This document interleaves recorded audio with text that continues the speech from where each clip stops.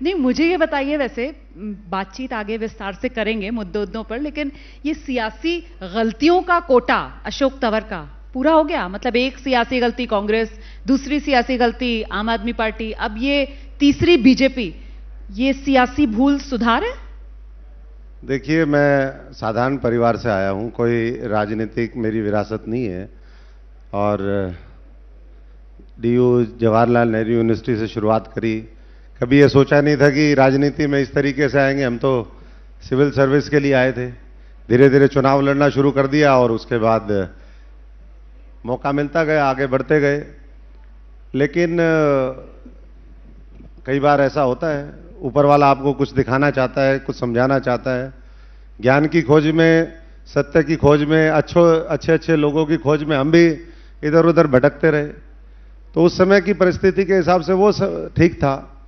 लेकिन जब लगातार हम देखते हैं कि गलत होता है, लाखों लोगों के साथ गलत होता है, क्योंकि राजनीतिक पार्टियां और खासतौर से जिन पार्टियों में मैं रहा हूं पीछे, उनके बारे में ये कह सकता हूं कि उनकी पूरी व्यवस्था शोषण के ऊपर आधारित है। मेरे जैसा साथी उसमें अपवाद हो सकता है, आप उठा करके देख लीजिए। नहीं तो परिवारवाद की जो पैदाइश है उन्हीं को बार बार मौका मिलता है। दूसरी तरफ भारतीय जनता पार्टी है जो साधारण परिवार के लोगों को नीचे से लेकर के ऊपर तक देती है। यहां सिर्फ नेताओं का, कुछ नेताओं का मामला होता है, वहां कार्यकर्ताओं की चलती है। तो बहुत फर्क है पार्टियों में। और सर, आप बीजेपी में आ गए हैं तो ठीक है, आप ऐसी बात करेंगे, लेकिन आप कह रहे हैं कि मैं तो पहले भी ऐसी बात करता था। जो मैं कहता हूं वो बहुत डंके की चोट पे कहता हूं, खुले उससे कहता हूं। और तो आप कह रहे हैं कि बीजेपी में जो है वो कार्यकर्ताओं की चलती है और दूसरी पार्टियों में आप शोषण वाला कल्चर बता रहे हैं, परिवारवाद की बात बता रहे हैं। लेकिन अब हरियाणा ही देख लीजिए ना, बीजेपी में, हरियाणा में बेचारे बीजेपी कार्यकर्ता कहां चल पा रही है। मतलब 10 में से 6 उम्मीदवार हरियाणा में बीजेपी के पैराशूट वाले हैं, जिनमें से एक आप भी हैं जो अन्य पार्टी से आए और उम्मीदवार बन गए। अब इसमें राव इंद्रजीत से लेकर अरविंद शर्मा से लेकर नवीन जिंदल जी, देखिए ना, अभी अभी आए फौरन उम्मीदवार। मतलब 10 लोकसभा सीटें, और उसमें से बीजेपी ने जो अपने 6 उम्मीदवार बनाए 10 में से, वो बीजेपी के नहीं है, दूसरी पार्टियों से आए हुए हैं। देखिए, सबसे पहले तो मैं इसके लिए भारतीय जनता पार्टी के शीर्ष नेतृत्व का धन्यवाद करता हूं, आभार प्रकट करता हूं। और साथ साथ उन काडर का भी जिन्होंने फीडबैक अपना दिया, और फीडबैक के आधार पर, साथ साथ जनता भी। भारतीय जनता पार्टी कोई एक व्यक्ति के उस पर नहीं चलती है। भारतीय जनता पार्टी में सर्वे होते हैं, संगठन से पूछा जाता है। कांग्रेस में जिस तरीके की कल्चर है वो ये मेरा, ये तेरा, ये इसकी टिकट, मैं तो कई बार बांटने वालों में भी रहा हूं। तो बहुत फर्क है। और इसलिए अगर जनता ये चाहती है कि जो कांग्रेस के लोग रहे हैं वो भारतीय जनता पार्टी के मन से आने वाले समय में लड़ें, और मोदी जी के विजन के साथ जो 2047 के विकसित भारत का संकल्प है, जिस तरीके से उन्होंने 10 वर्षों में काम किया है, उसके साथ जुड़ करके हम 140 करोड़ लोगों की और मजबूती से सेवा करें, तो मुझे नहीं लगता कि कुछ इसमें हर्ज है। 2 तरह की राजनीति है, एक संगठन की राजनीति है, एक इलेक्टोरल पॉलिटिक्स है। और इलेक्टोरल पॉलिटिक्स में जो जनता चाहती है, मैं समझता हूं कि वो पार्टियां करती भी हैं। और कौन सी ऐसी पार्टी है जिसको अच्छा व्यक्ति मिले और वो उसको ना ले? आज कांग्रेस में तो कोई जाना ही नहीं चाहता है। तो कांग्रेस मुक्त जो भारत का सपना है वो कांग्रेस ही मिलकर के पूरा कर रहे हैं। और वो आने वाले समय में, मुझे लगता है कि खुद ममता जी ने पीछे कहा कि एक तरफ भारतीय जनता पार्टी एनडीए की 400 पार की लड़ाई है, और दूसरी तरफ इंडिया अलायंस की जो लड़ाई है वो ये है कि भाई 40 तक कैसे पहुंचे। ठीक है, 40 और 400। तो 2024 का ये चुनाव ऑलमोस्ट डन डील है।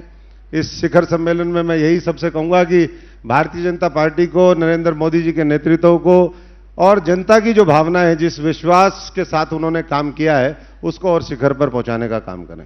मुझे ये बताइए आप, मतलब जो कांग्रेस के लिए आप कह रहे हैं, कांग्रेस इस हाल में कैसे पहुंची? क्योंकि शायद आप, क्योंकि भीतर से निकले हुए कांग्रेस में जेएनयू, एनएसयू आए, उसके बाद कांग्रेस में प्रदेश अध्यक्ष की जिम्मेदारी आपने निभाई, आप सांसद बने, आप एक मतलब बिल्कुल यंग टर्क हरियाणा में, इस रूप में आपको राहुल गांधी जी की तरफ से कहा जाता था कि प्रोजेक्ट किया जा रहा है नए चेहरों में, वो जो युवा टीम थी राहुल गांधी की।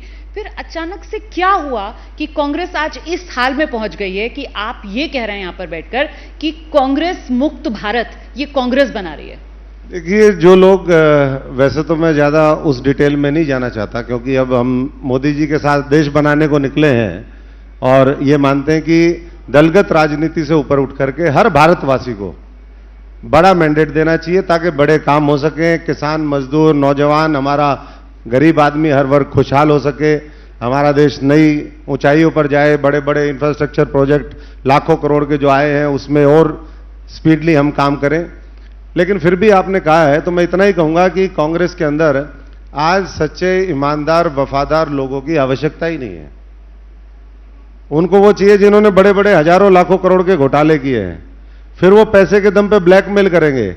अब हमें तो पाठ पढ़ा दिया, कुछ जेएनयू ने पढ़ा दिया, क्योंकि 1500, हमारे तो 150 रुपए में हम पढ़े, किसान मजदूर फौजी परिवार से थे, तो बचपन से लेसन ये मिला कि भाई ईमानदारी के रास्ते पर चलो। लेकिन बाद में आकर के देखा कि ये ईमानदारी का जो स्वांग रचाते हैं, ढोंग रचाते हैं, असलियत में तो कुछ और ही मामला है। और वही कांग्रेस के अंदर है, वही आम आदमी पार्टी के अंदर है, वही दूसरी पार्टियों के अंदर है। जैसे ही घड़ी का काटा दोपहर 2:30 पे आए, बबीता जी का दिल सास बहू साजिश के लिए मचल जाए। और ये है इनकी बहू, पूरे दिन ऑफिस की टेंशन हो जाए गॉन जब ये करें अपना फेवरेट शो फ्री टाइम पे ऑन। इनकी तरह आप भी देखें अपना फेवरेट शो अपने टाइम पर और डाउनलोड कीजिए एबीपी लाइव ऐप अपने स्मार्ट टीवी पर।